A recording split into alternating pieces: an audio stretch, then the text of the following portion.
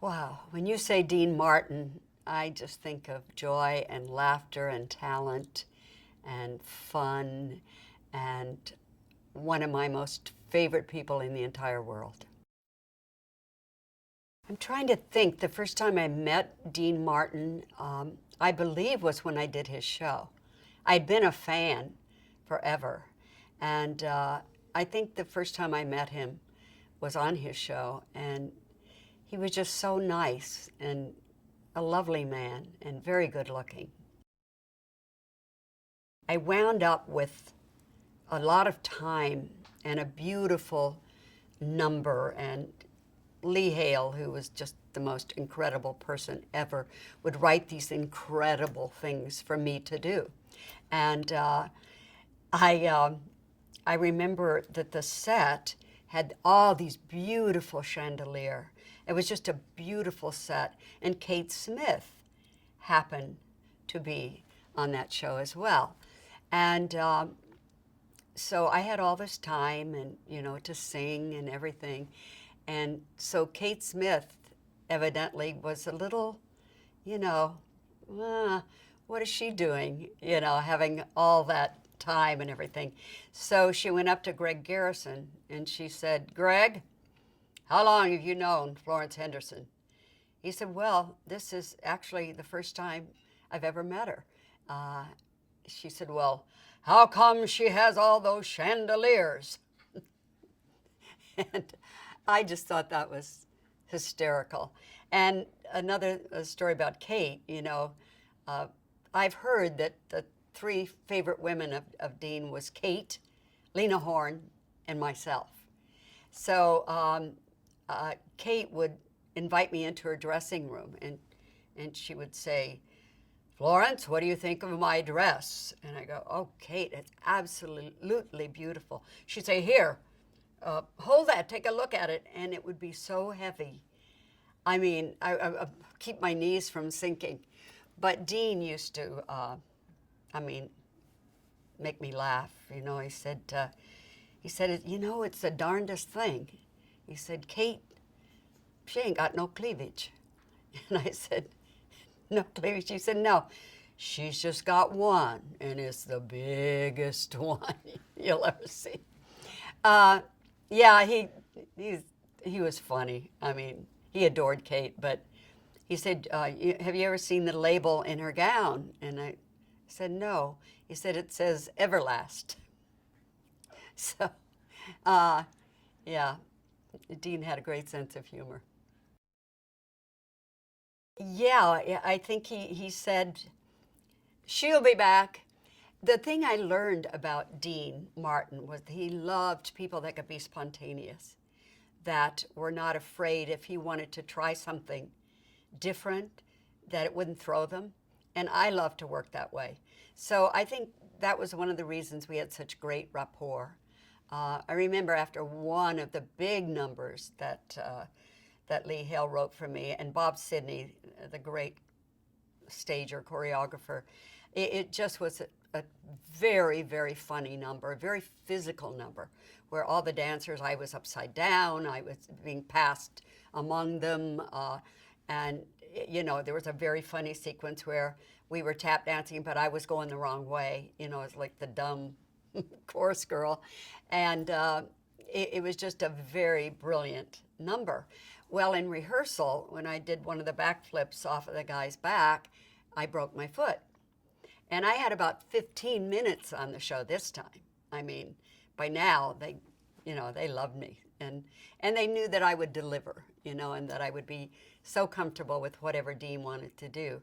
So anyway, the doctor injected my foot, and I did the number. It was a very physical number, and because my foot was so swollen, I had like a size 8 wide shoe on the left foot with elastic, and on the right foot I had like a 7, size 7, which is my size.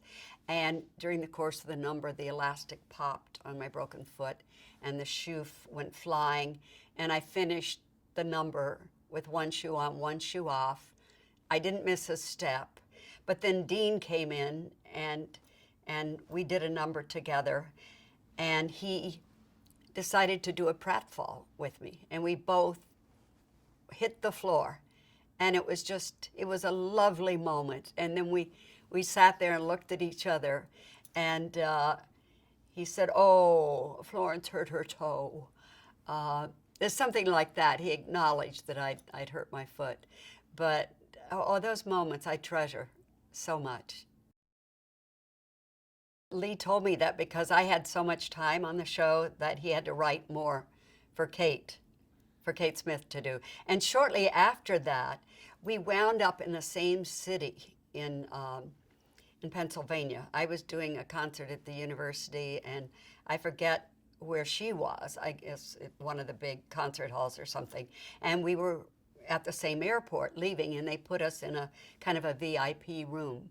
And Kate walks in, and she goes, "Did you read my reviews this morning?" And I said, "No, Kate, I haven't had a chance to see the paper." And she threw the paper down, and she said, "Read that. They speak it." You know, but I loved her voice. I loved her confidence. You know, she was just, would walk in, and of course Lee would write her more material. He was afraid of her. Well, it wasn't just that he was physically so attractive.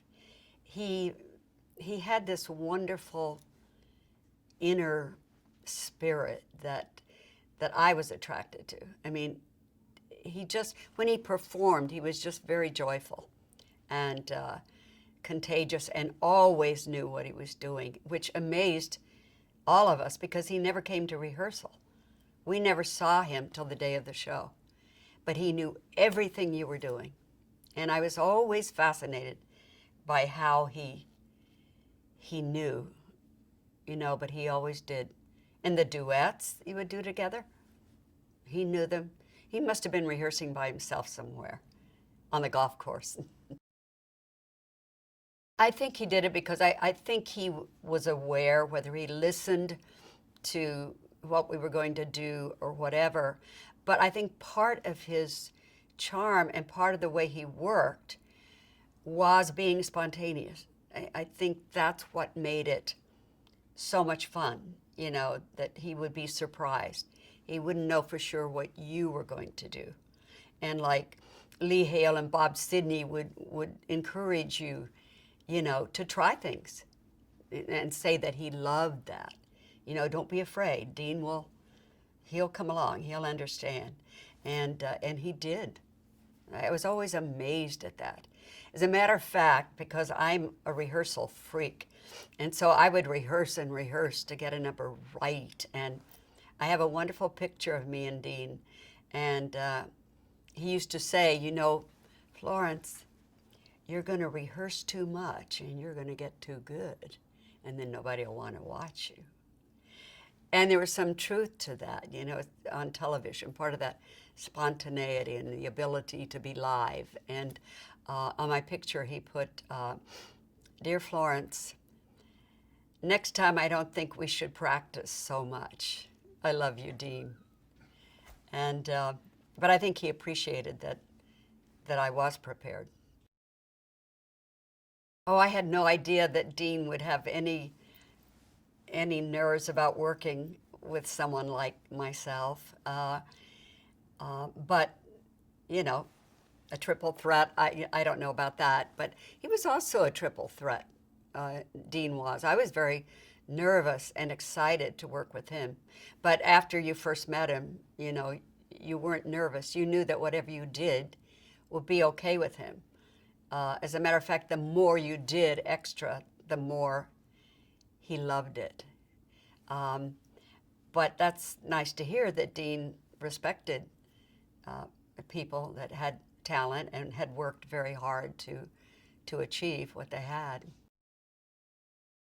I tell you, I loved doing that show more than anything.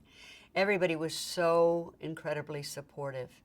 And I think that was where the great talents came in, that they respected your talent.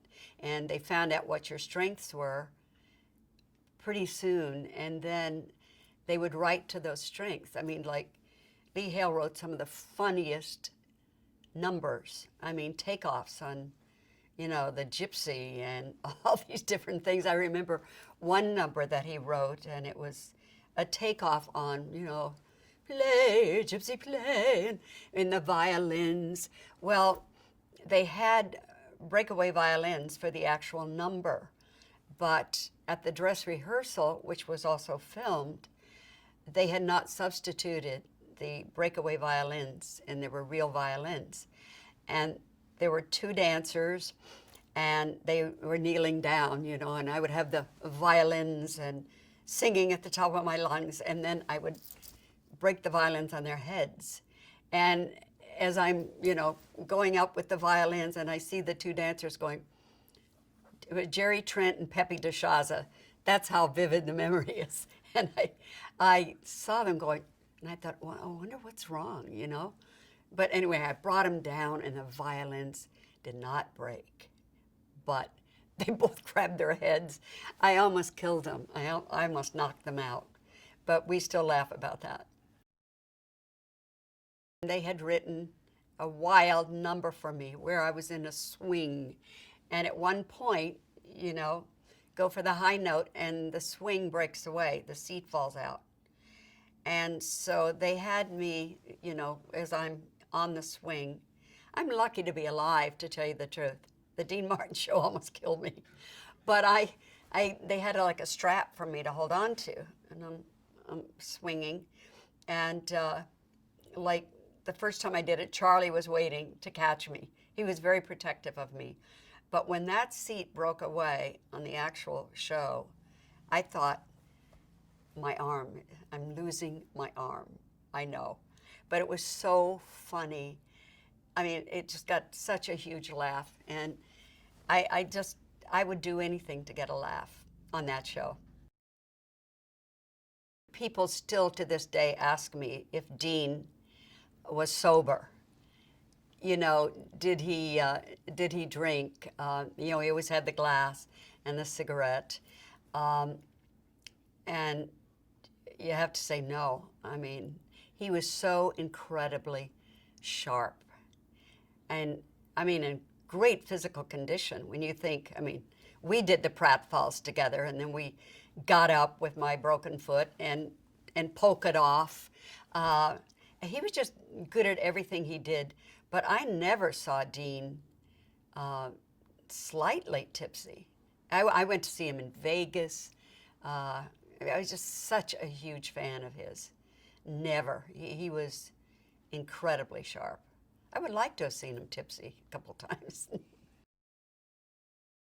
Well, I think when he was, you know, part of Martin and Lewis, Jerry Lewis and Dean Martin, I think he was known as the singer and the straight man. And Jerry was the one, you know, doing all the shtick and the faces and was very funny. But I think if you really analyze it, Dean made Jerry as funny as he was. I mean, not taking anything away from Jerry Lewis's talent, but you need a straight person like that, someone who knows how to get the laugh, how to set you up.